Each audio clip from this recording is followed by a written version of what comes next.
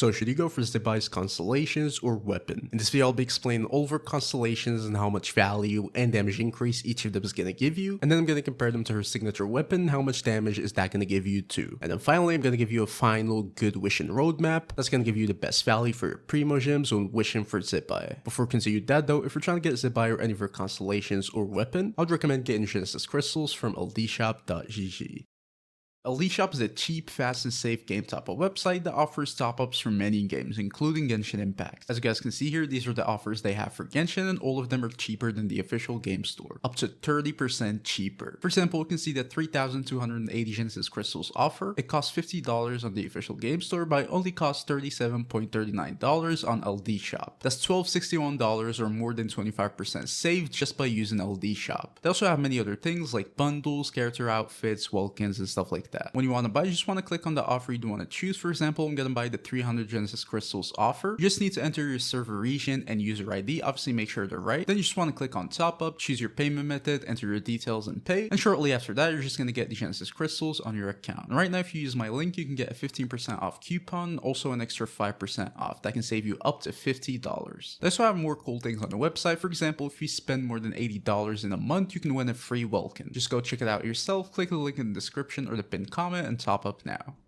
Alright, so first of all, starting off with your constellations, C1 is just going to immediately give you 100 phase shift radiance just after using her elemental skill. So she's just going to give you the maximum stacks you can have immediately without you needing to do anything to fill them up. Those are the stacks she consumes to deal the 2 instances of geo damage and also lunar crystallized damage. So they're just going to give you 100 stacks and you can immediately unleash one enhanced skill. Also, C1 is going to increase the maximum number you're going to use this skill per rotation or skill from 4 to 5. She's just going to give you 1 extra hit, which is pretty good. And then also the second hit of the first Spirit Steed Stride is just going to deal 220% more lunar crystallized reaction damage. That's going to be a huge damage increase. It's going to turn it into like a small nuke basically. You're just going to do it once, but it's going to be a pretty significant damage increase, which is pretty good. So C1 overall is just going to give you basically just 1 extra free enhanced skill hit. It's going to give you the stacks for it at the beginning of the rotation, so you don't need to consume more stacks. And that's going to raise the maximum so you can do 5 instead of 4. And it's also going to give you some extra damage on your first hit. That's pretty much it for C1. All of that is usually going to result in around like a 20% damage increase for Zibai's personal damage, which is going to be pretty considerable in my opinion, and it's definitely going to be pretty good. For C1, she's just going to make her play style a little more comfortable because it's going to help you out with the stacks a little bit. It's like 30 extra stacks overall. It's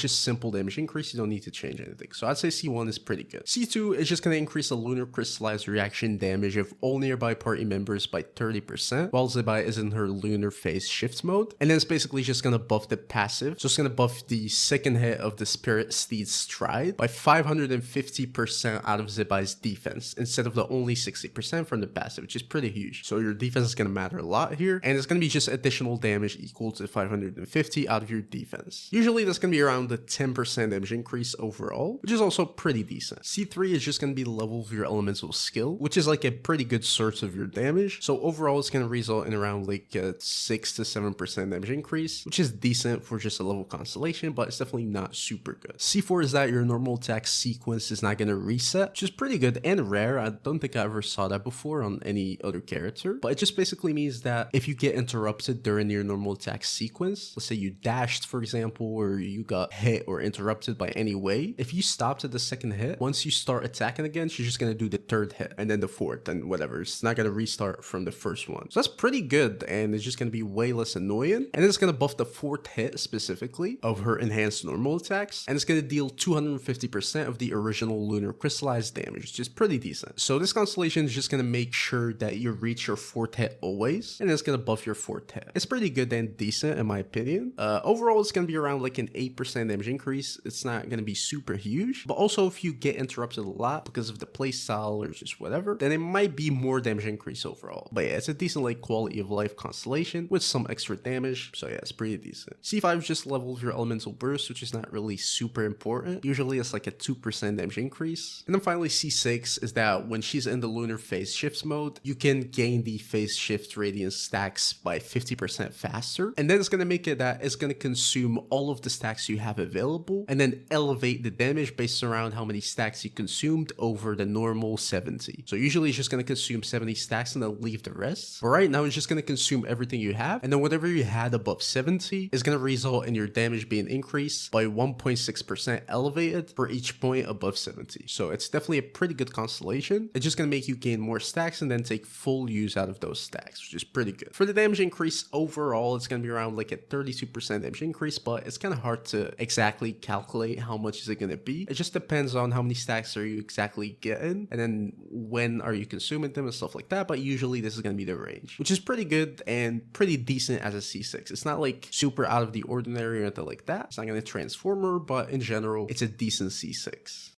Now moving on to her signature weapon, lightbearring moonshard. This weapon is just going to be giving you crit damage as a substat. It's going to give you 88% crit damage, which is super good. And it's going to increase your defense also by a little bit from the passive. And then it's just going to increase your lunar crystallized damage, which is pretty good and appreciated. So yeah, overall, it's definitely like her best weapon. Now, by how much is it going to be better than other weapons? Honestly, I would say it's not by much. If we take the R5 Harbinger of Dawn, which is like a free-to-play weapon, it's probably going to be around 15% better or less, depending on how much you keep your passive active. It's probably going to be less, especially if you play her with like a shielder, for example, or something like that. Then you can easily make the Harbinger of Dawn a super good weapon. So yeah, 15% better than just a completely free-to-play 3-star weapon is not super impressive. And then if you have like her second best weapon in general, which is probably the Urakuma Siguri, her signature is going to be around 8% better than this weapon, which is a very small increase in my opinion. There are weapons in between usually. You can check the weapons tier list if you want. But for S tier weapons, honestly, or A tier weapons, it's usually going to be like 15 to 8%. Most of them is just going to be like 10% better, 12%, or somewhere around that, which is like a little bit under average for like a 5-star signature weapon for a main DPS. So yeah, this weapon is definitely going to be her best weapon for sure, but I don't think it's going to be like a super big difference because most of what it gives is just going to be crit, defense, and then the lunar crystallized damage bonus, which you can get from other sources and other buffers like characters and stuff like that. So it's not going to be super valuable for her, but obviously it is going to be her best weapon for sure.